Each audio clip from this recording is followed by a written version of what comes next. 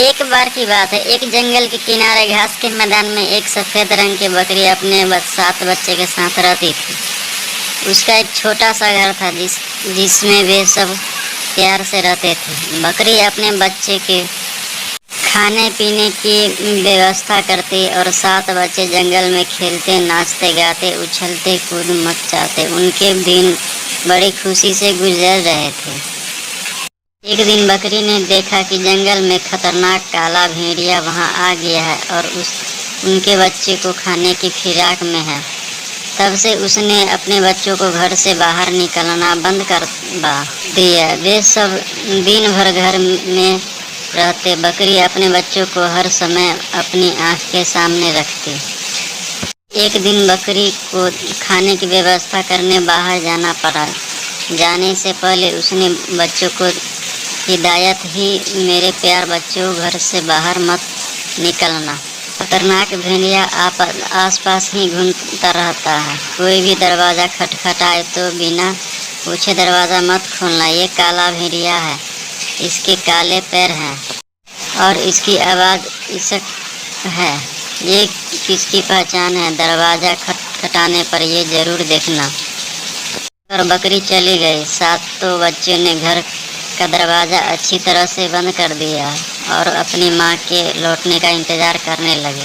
भेड़िया घर के आसपास ही था। उसने बकरी को घर से जाते हुए देख लिया और बच्चों को खाने के लिए उसने घर पहुँच गया। घर का दरवाज़ा बंद था। उसने दरवाज़ा खटखटाया। एक बकरी का बच्चा दरवाज़ा खोलने के लिए जाने लगा तो सबसे बड़े बच्चे को अपनी माँ की बात याद आ गई। उसने उसे रोका, फिर अंदर से ही पूछा, कौन है? मैं तुम्हारी माँ हूँ मेरे प्यारे बच्चे, भेड़िए ने उत्तर दिया। बकरी के बच्चे उसकी आवाज़ पहचान गए। वे बोले, नहीं, तुम हमारी माँ नहीं हो। हमारी माँ की आवाज़ मीठी है और तुम्हारी कड़सक है। तुम काले भेड़िए हो, चले जाओ यहाँ से। यह भेड़िया वहाँ से चला गया। वह सोचने लगा कि कैसे अपनी आवाज़ को मीठा बनाऊं। तभी उसे मधुमक्खी का छत्ता दिखाई पड़ा। उसने सोचा कि मीठा शहद खाने से मेरी आवाज़ मीठी हो जाएगी। उसने झपट्टा मारकर मधुमक्खी के छत्ते को तोड़ दिया।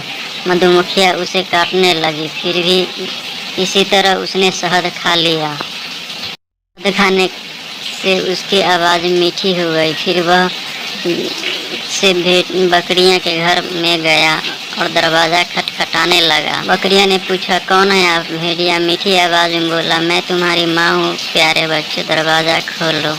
सबसे बड़े बकरी के बच्चे ने दरवाजे के नीचे देखा तो उसे काले पैर दिखाई पड़े। वह समझ गए कि वह भेड़िया है।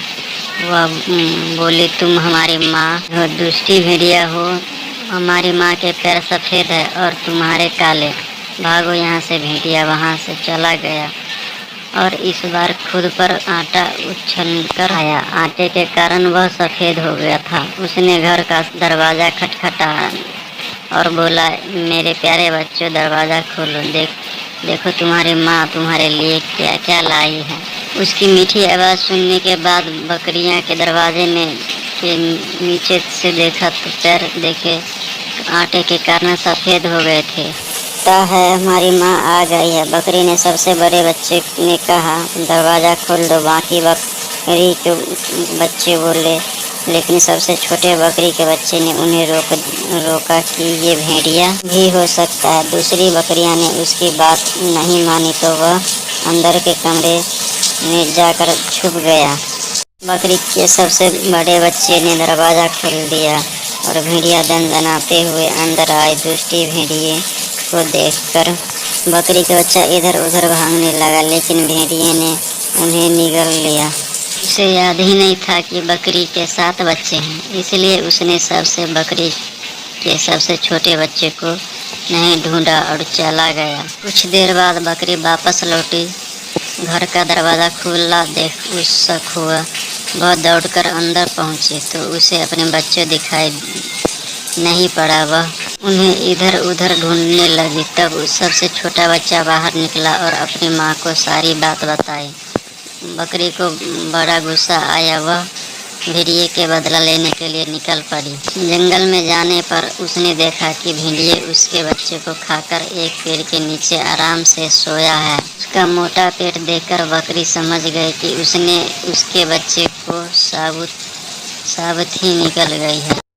उसने सोते हुए भेड़िए को पेट चीर दिया और बच्चे को सही सलामत बाहर निकाल लिया। फिर उसने भेड़िए को पेट में पत्थर भरकर सील दिया और अपने बच्चे के साथ घर लौट गए। भेड़िए की आवाज़ नींद खुली तो उसने प्यास लग गई। वह नदी की ओर जाने लगा। पत्थर के वजन से उसे अपनी पेट भारी महसूस हो रहा था और उसने चलने में कठिनाई हो रही थी।